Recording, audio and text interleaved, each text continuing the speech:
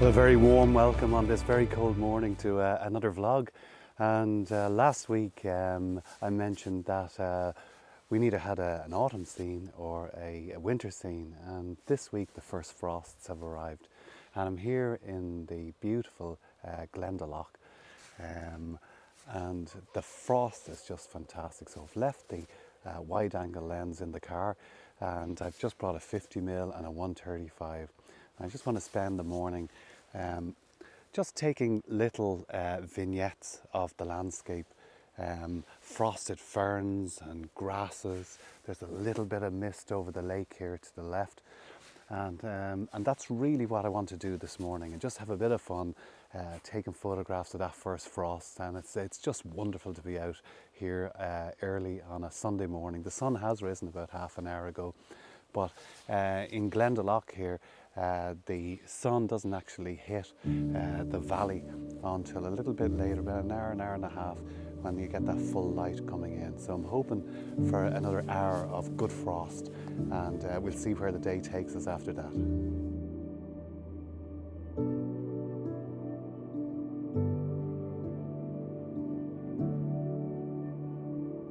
I've had little success now with the mist on the lake, because I've taken a perspective of the lake that I wouldn't usually.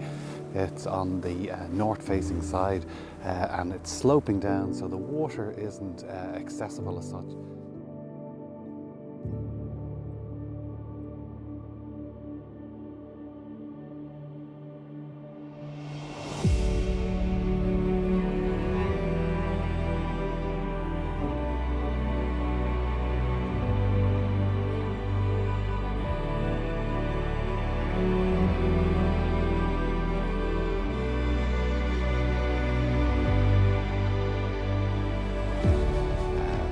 But what I have done is I've paused in the field here, just above the lake, and my attention was drawn to some frozen sycamore leaves. And I've spent the last 10 or 15 minutes having a whale of a time, just taking little macros as such of the leaves. And I'll just show you what I've been drawn to here.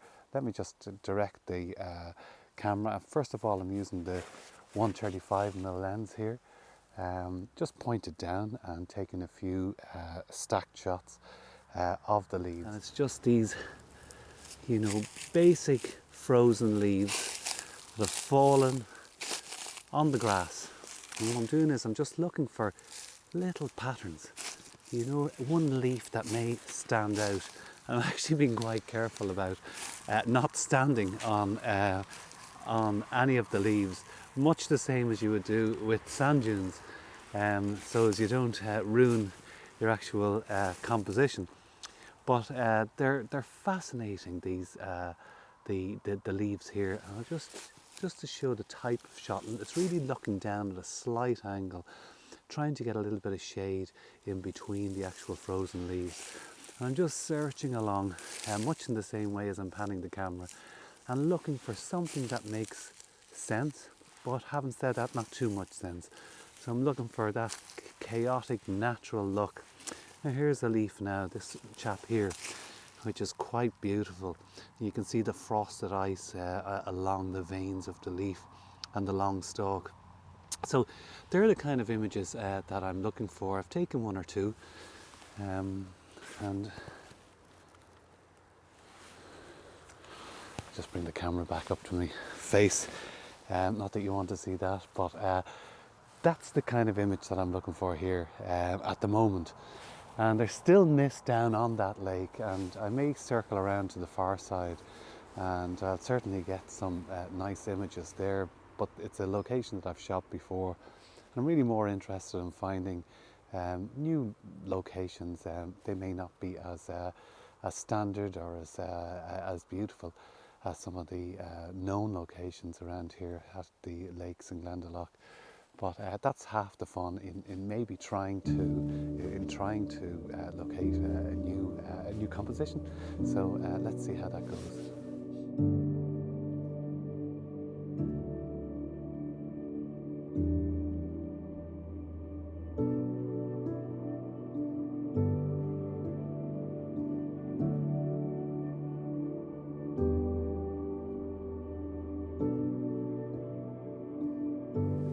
Well, my attention has quickly changed from sycamore leaves to deer, and there's a few, I think there's Sika deer right behind me in shot. I don't know whether you can see them there, just under the trees. I'll just stand aside, and they're not going anywhere fast, which is very unusual.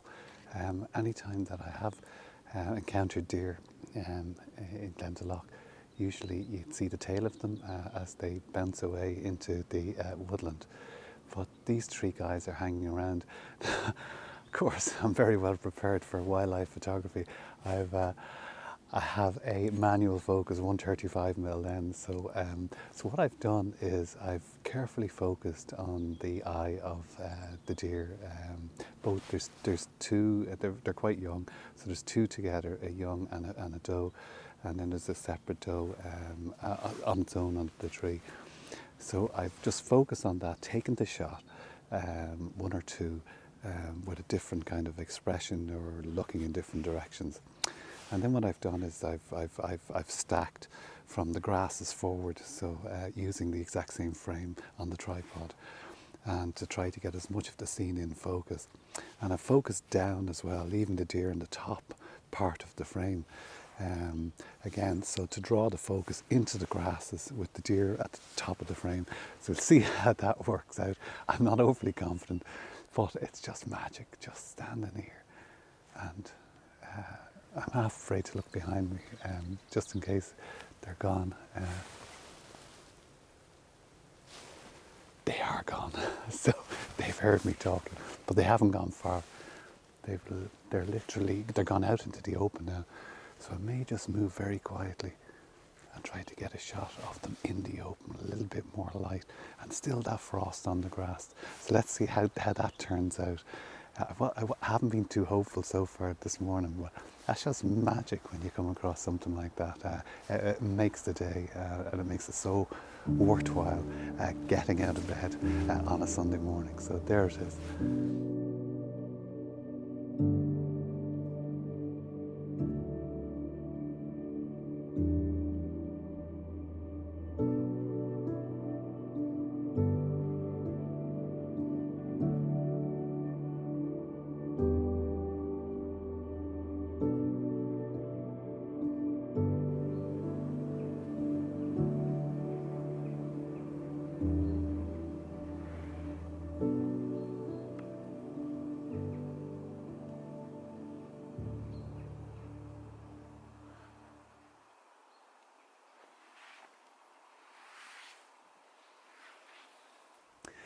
Well, not far on from where I've seen the deer on the boardwalk here at Glendalough, I've come across a scene that I've walked past many times before, but I'm tempted to stop as I have, and I'm really happy with what I'm seeing in the back of the camera, which is basically what you see there in front of you. So let me just explain the composition a little bit. So I'm using a 135mm lens, focus stacking, and it looks like a little bit of a mess in there, many branches. But I just love the way that the branches are directed down towards the bottom of the frame, and there's just a lovely arrangement of branches there that's drawn me in. You know, it's kind of a haunting scene, and I'm not sure whether it will transfer onto the computer and make sense when I get it home, or in print. But I'll take a number of images here, moving the camera slightly in one direction and another, and I also may pan around. So I'll take an image to the right of the image that I think is good, and to the left, so that when I get it home, if I want to include additional elements in the scene, I can easily do so. But I'm looking around now, and it really is. It's a really nice image, you know. Whether I can make a composition and introduce that mood or add to the mood in it in post, we'll see. But there's another image in the bag.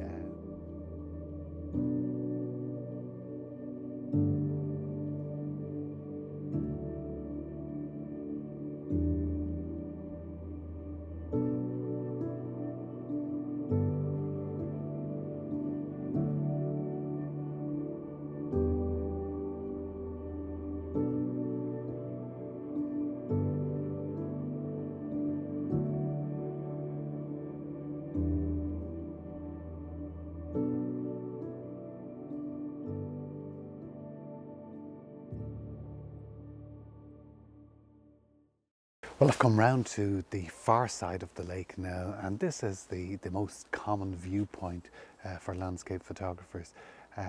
Taking what you see behind me, there's very limited compositional opportunities here. It's really just getting that water in on a calm day with a little bit of mist, reflections, and the rolling hills too beyond the shoreline that's just has so many interesting birch and alder and sedges and rushes on the edge, and just the shape of the mountains from left to right, the play of light as you'll see here. It's late in the morning, but there's a lovely little bit of contrast as the hills are lit up, but most of the valley here, the lower areas, are still in shade right away along here. And the sky is clear, and this location really doesn't need clouds to make it. In many respects, mist and a clear sky really suit this location better. This image that I'm going to take now on a 135mm lens, I've taken it many times before, my favourite image here is actually of a stacked image. I think it's 135 as well. I use the same lens with some rushes in the foreground and lots of mist on the lake. And I'll put that one up just to see a little bit of comparison. And then I'll put this image that I've taken this morning up as well. But a place that's so well worth just experiencing and being here, particularly early in the morning. So there it is. I may wrap the video up there unless the morning takes me elsewhere, back towards where I've parked the car. So thanks very much for watching. I really appreciate it. Thanks to all my subscribers. And if I don't get another video out before Christmas, a very happy Christmas to you.